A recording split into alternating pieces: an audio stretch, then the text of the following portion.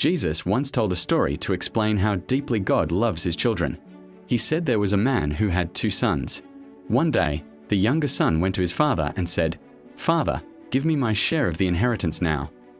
Though this request hurt him, the father divided his property and gave the younger son what he asked for.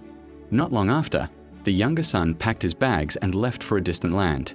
There, he wasted his money on careless living. He spent freely, thinking the good times would never end. But soon, his money was gone, and a severe famine swept through the land. The young man had nothing left. Desperate and hungry, he found work feeding pigs, an unclean job that showed how low he had fallen. He was so hungry that he wished he could eat the pigs' food, but no one helped him. At last, he came to his senses and said, "How many of my father's servants have food to spare, and here I am starving? I will go back to my father and say, 'Father, I have sinned against heaven and against you. I am no longer worthy to be called your son. Please make me like one of your servants.'" So he got up and started the long journey home.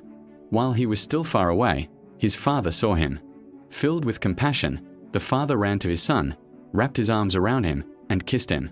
The son began his prepared speech, but the father stopped him and called for the servants. "Quick, bring the best robe, put a ring on his finger and sandals on his feet. Kill the fattened calf. Let's celebrate. My son was dead and is alive again. He was lost and is found."